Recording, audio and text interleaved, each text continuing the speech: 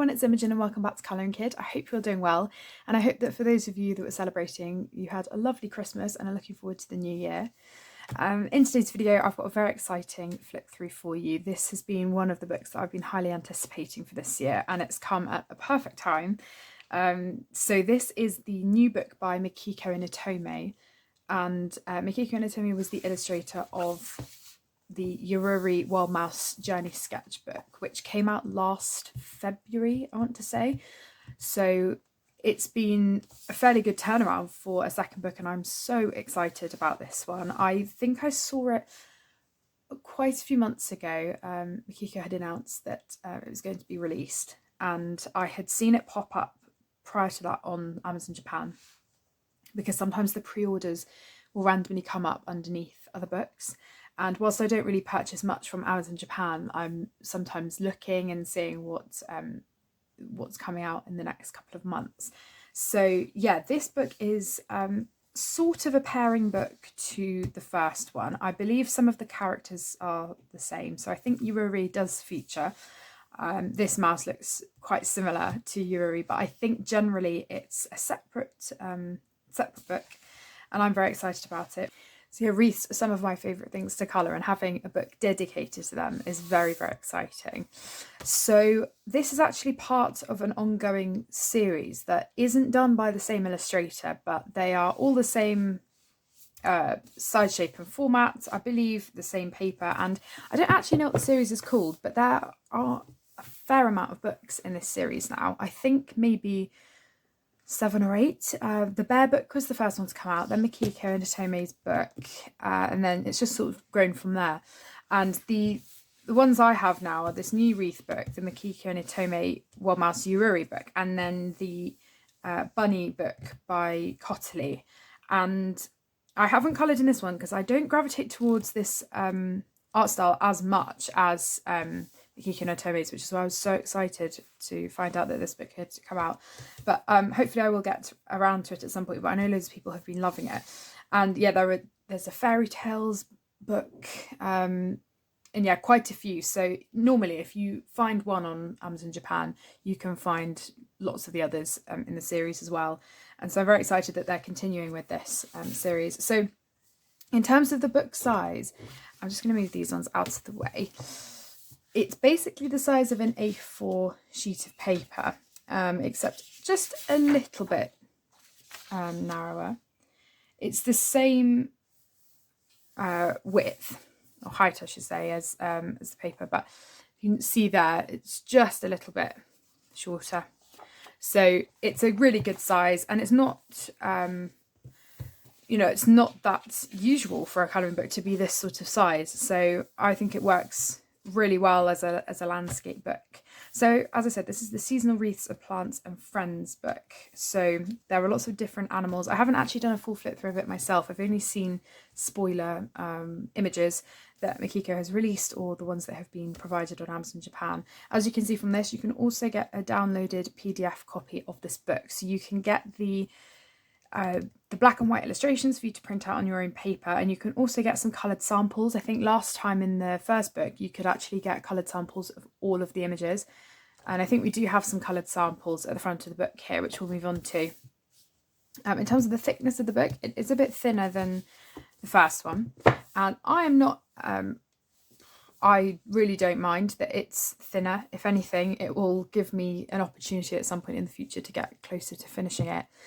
And it was a very, very reasonable price. So I think the actual book itself was about £8, and then the shipping was what was expensive. So I think in total it came to about £22 converting.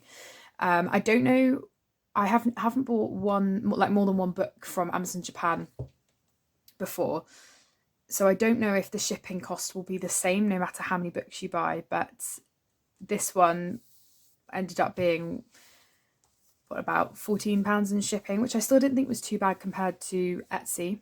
If you were to buy this via that, I think the price was very, very decent. And yeah, I will definitely be purchasing books from Amazon Japan in the future.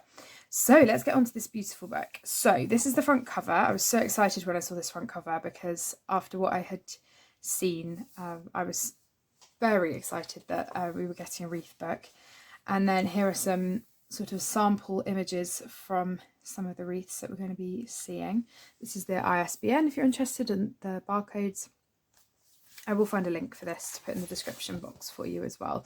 So as you can see, this is the other book that Makiko has released. And then we get a lovely front cover here with a peachy pink tone to it. And then on the back, I think we'll get the same, won't we? But the reverse. Oh, lovely. We get another wreath. You could potentially use markers for this if you wanted to. It's very glossy though. I don't think pencils would work particularly well, but you could definitely give it a go if you were so inclined. And then here are some of the other books that have been released. So this is the bunny one, then we've got the fairy tales one, and another one here. So I mean, I've known some people to take off the dust jackets and just keep the book. It's totally up to you. What I might do is get some washi tape and just tape it so that it stays on a bit more easily. So we've got some lovely sample illustrations here, which we did have a few of in the first book, but they were mostly coloured example pages, you know, how you would colour certain things, whereas these ones are full illustrations for some inspiration, which I love. And I think Makiko might have coloured these pages, I'm not sure, but what I do remember is that they came out with a wreath calendar for 2024, and at the time when the images were on Instagram, I was like, oh, this, you know, could this be a colouring book or is it just a calendar? And I was so excited, and it kind of clocked when I knew that the book was being released. I thought, oh, hopefully all of the wreaths that were in the calendar will also be in this book as well. So I think there might be some overlap. So this is interesting. We've got some watercolour going on here and then colour pencils, so you can see that different mediums can definitely be used. And I would probably scan them in if you are going to use watercolour. I'd probably say scan them onto watercolour paper rather than trying to use them in this book, but I have seen lots of people use watercolour before and they haven't had any issues. So this is sort of a taste of what we're going to be seeing, and I love these colour palettes. I think I might try and emulate some of them because they're beautiful. I really love this one. I would definitely be inclined to do a page like this even though we're past Christmas, because of course this is sort of a wintry page. I think there are some that are Christmassy, so we're sort of going through the seasons, so I probably wouldn't do anything Christmassy now, but I think it's almost too early to move into the spring, so I think I would choose a winter one. Oh, there are some stunning pages. Look at these, and I could be wrong, but I think Makiko does use Holbein pencils. So if you have the yeah, you can see them down here. So if you do have my colour swatch charts, which I did credit and have got a whole video on, I did credit the artist whose YouTube I believe has changed since I did this video. But if you do have these, then you can compare the colours, and these are my Prismacolor ones, they don't match up, but you could compare the colours and try and colour accurately if you have the Holbein pencils. So this is just some information about how to colour certain things, I think.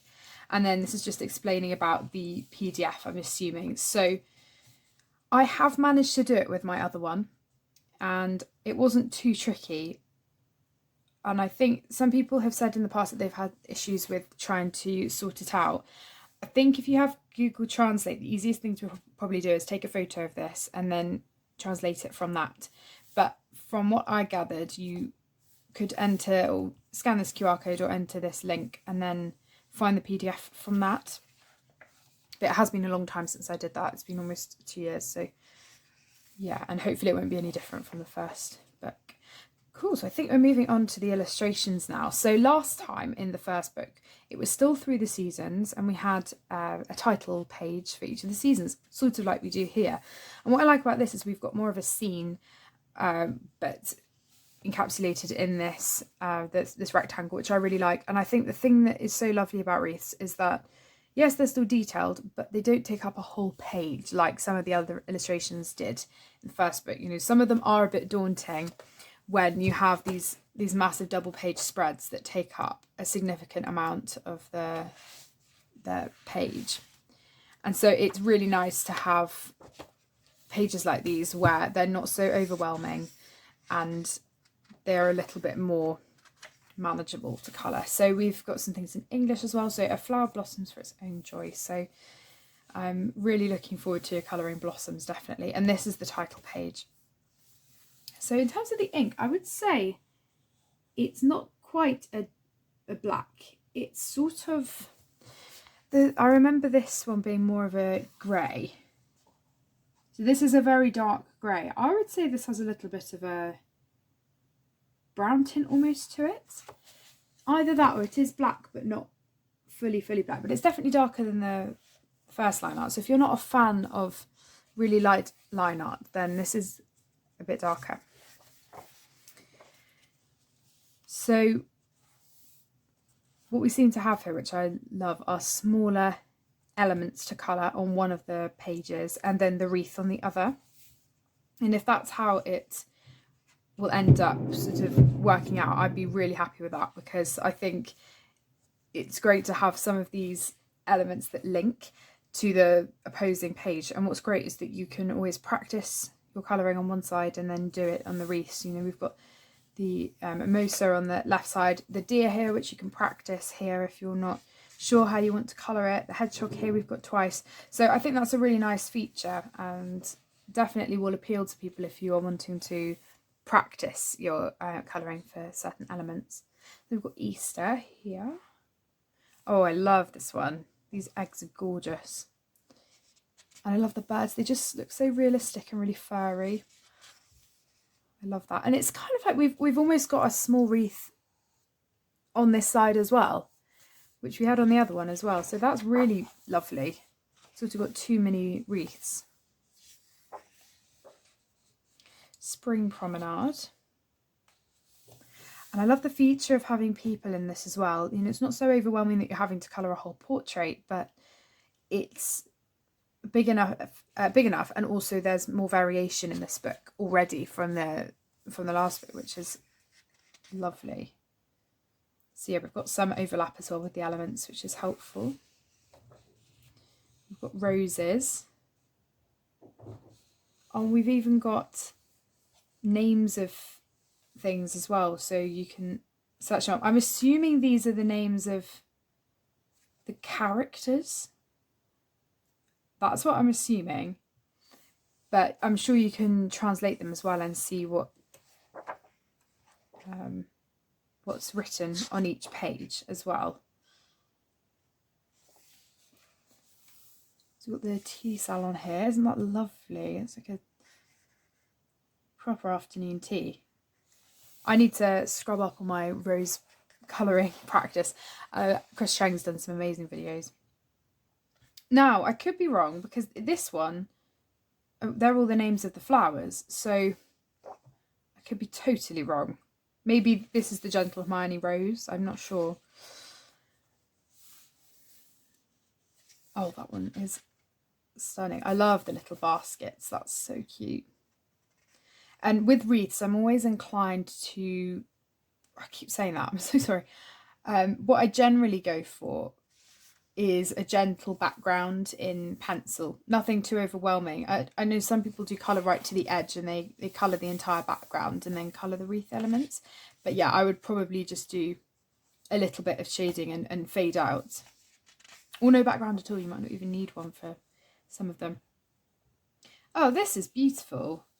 Japanese buttercup. I really love that Makiko's leaning into doing these bordered scenes. I think they work really well. Maybe there was some feedback for the last book about things going right to the edge. That is so pretty. So we've got lots of characters here.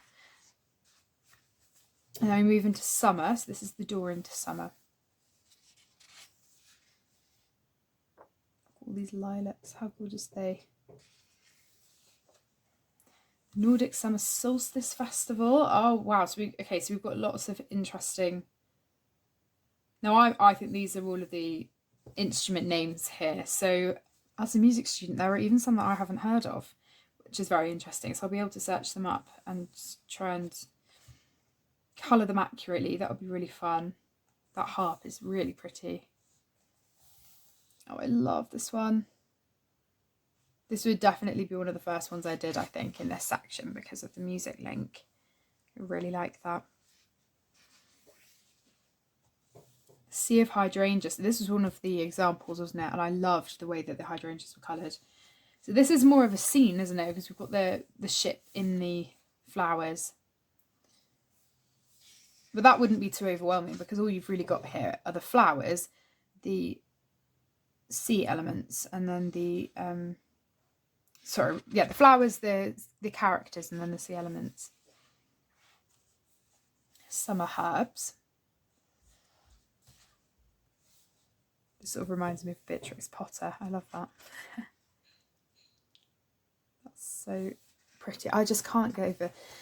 I just love Makiko's style so much. It's one of my favourites, and the wreath style is really appealing to me. This one especially is not too detailed at all, and if you want to get some practice with colouring fruits and vegetables, this is a great one to go for. I just haven't had much of a chance to colour recently, but I think having something like this where you can just do a small element at a time, and the fact that with wreaths you normally get lots of repeating elements as well is really helpful. Oh, I love this one. Chilean Evening Primrose. And there are so many more themes that have been introduced in this book. The first one, it was very much garden based and lots of elements like that. So I really do like the addition of all of these different scenes. Move into autumn. No season is more highly anticipated than autumn.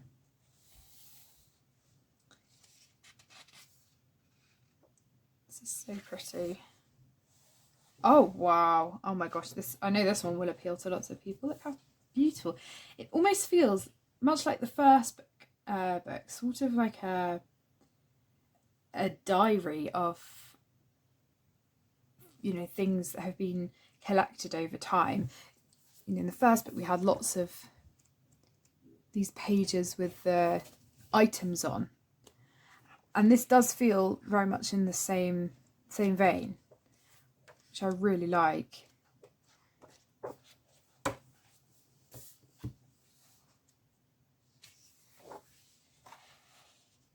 Oh, so now we've got 2 wreaths.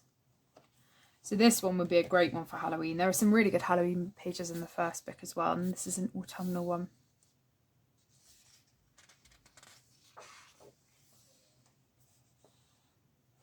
We've got a cauldron here. Put autumn plants into a magic pot. Oh, I love this character, this cat character. Look at her, she's so cute. Lots of potions and things here. And winter. My favourite way to spend time in winter. This one. Sewing machine. So we've definitely got more wreaths in this section, in these sections, compared to the others, I think. Just trying to break it down and see if we've got a similar amount for each. It seems like we have had a bit more for summer. Yeah, I think spring and summer we've got more pages for than autumn and winter. So that's something to keep in mind, you know, if you are more into autumn and winter months. Now this one would be a great one for Christmas. I probably wouldn't do it now. But that would be a great option for next year.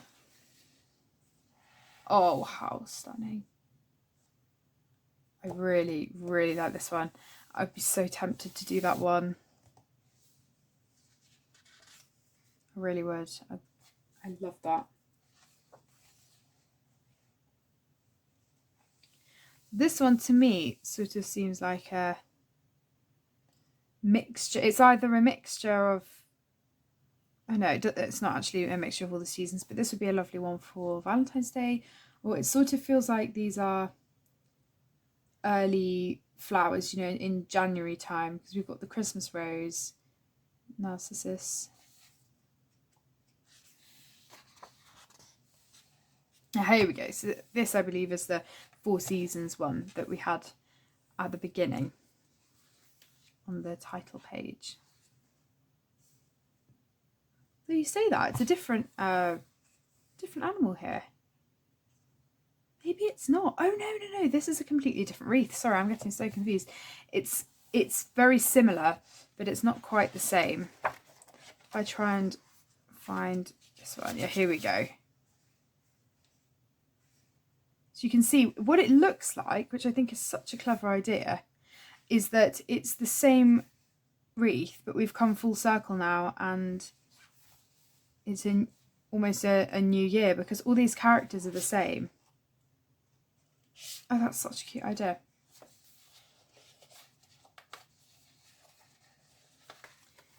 And then in the back here we have all of the information about the different pages, and I think these are probably the names of the pages. I could be wrong, but yeah, we've got 2, 4, 6, 8, 10, 14 pages for spring,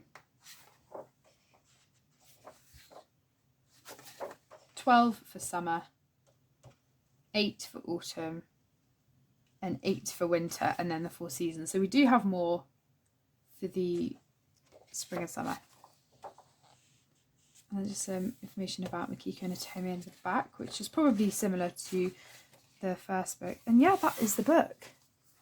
What do you think? I'm so intrigued to hear what people think of this book, and if you prefer it to the first one, if you're interested in buying this one.